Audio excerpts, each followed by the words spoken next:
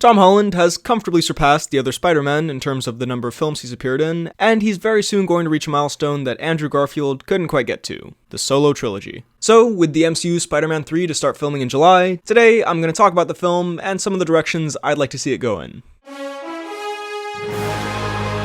The biggest question left by Far From Home was the post-credit scene. How do you deal with that ending? Personally, I'm kinda conflicted on this one, and I feel there are ways to handle each of the multiple paths you can take from here that would be satisfying. On one hand, I kinda like the idea of everyone knowing who Spidey is, because we've seen so many stories involving Peter hiding his identity, so seeing something new and fresh on screen in that department could be very interesting. On the other hand, the secret identity aspect of the character is a really big part of it, and to be honest, considering no one else in the MCU really has a secret identity besides a handful of heroes, for once, that secret identity story is almost the unique one. So it's kind of a tough crossroads they're at here. Whichever direction they take, I just really want them to commit to it. If his identity is going to be out there, then have that be a big part of the story. Don't just have it be like most of the other heroes in the MCU, where like, yeah, everyone knows who they are and it doesn't really have that big of an effect, which for the record I think works for those characters, but considering how big the secret identity has been for this one, you gotta do something big with this now. I mean, a lot of people already know who he is, but if the whole world knows, I want that to have big consequences.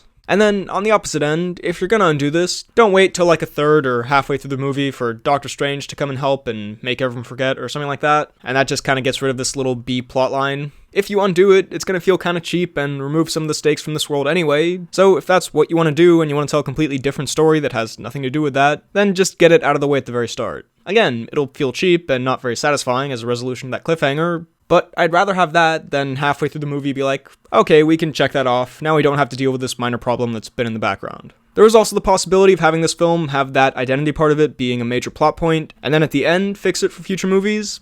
That could work, but personally, I'd rather just see this film fully commit to one version of this, instead of sort of half-assing it and having it kinda be there, but not really be a major issue. Either go all in or all out.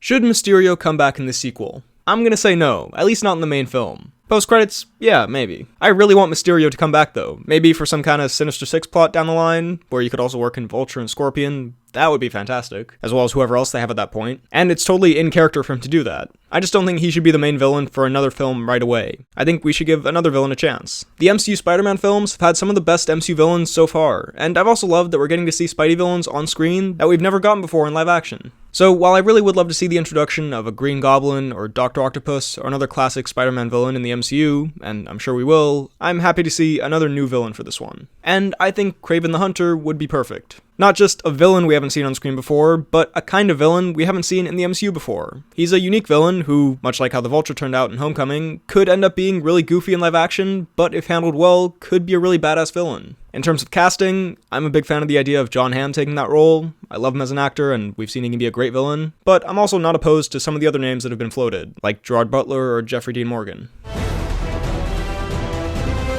Okay, I want to be very clear with this one. I'm not one of those people who hates how much influence Tony Stark has had on this series of Spider-Man films so far, and this version of the character. I actually think it makes total sense in this universe. It's a new take on this character, and frankly, I welcome that instead of the same thing that we've already seen multiple times, and it's well done. However, for this next film, I think it's time to start moving away from it more. Don't get me wrong, they shouldn't just straight up act like that part of the character doesn't exist, because it is a big part of this Peter Parker's character, but firstly, in terms of character stuff, I feel like we've explored pretty much everything we can with the father-son, mentor-student relationship between these two. We've seen that journey from the moment they met to Peter getting over Tony's death and the expectations that fell on him because of it. That whole character arc feels pretty resolved now. And secondly, in terms of his general influence on these films, in Far From Home, I was starting to get a little exhausted of everything sort of having to do with or coming from Tony Stark, like the villains or the main plot device of the film. So for this one, of course, mention him when it's natural, but I don't want to see another Tony Stark created villain, and I don't really want to see Peter's main character conflict coming from something Tony Stark related, as it mostly has already. That stuff was good, and now it's time to move on.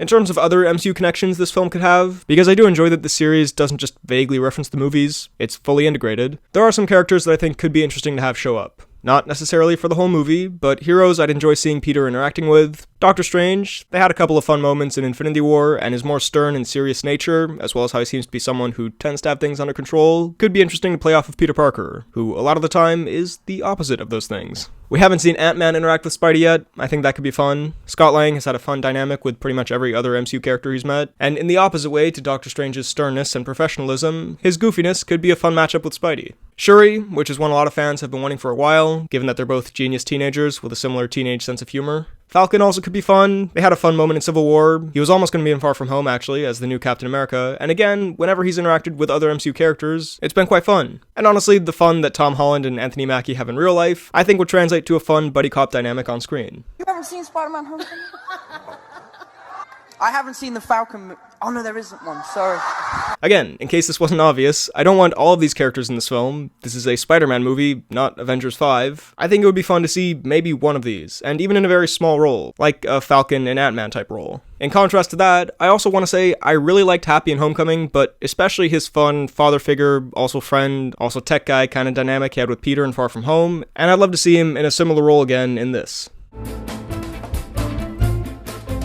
I think it's time for Tom Holland's Peter Parker to be out of high school and, I guess, into college. The thing is, Tom Holland doesn't look 23, but he's not going to look, he's supposed to be 17, 18 in Far From Home for much longer. And we don't really want to have the situation that Tobey Maguire had, where it gets a bit ridiculous as this obvious adult is pretending to be a high school student. And it's absolutely worth it for the opening sequence of what is clearly a man in his late 20s chasing a school bus for some reason.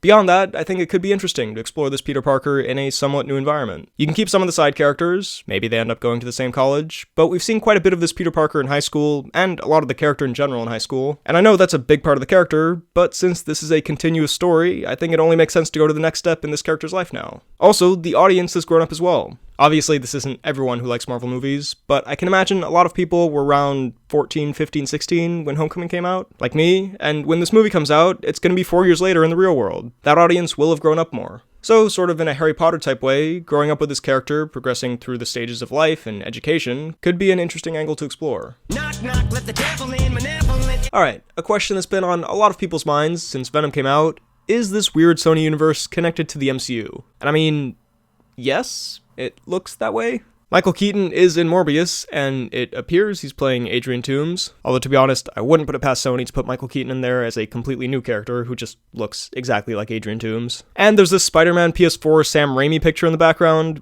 You know what, I'm not even going to ask what's going on there. But the point is, yeah, I think they're going to fold these in. At the very least, Venom to start with, since so far, they've been very successful. And by so far, I mean the one they've released. And honestly, even though I am not a big fan of the movie Venom, I would enjoy seeing that. The character of Venom is the most enjoyable part of Venom by far, so under a better script and part of a more interesting story, that character could work pretty well. Yes, it is kind of weird that he already exists and is sort of an opposite to Spidey, even though Spider-Man didn't have any influence over his creation this time around, and Eddie Brock doesn't have any personal backstory involving Peter Parker. But you know what?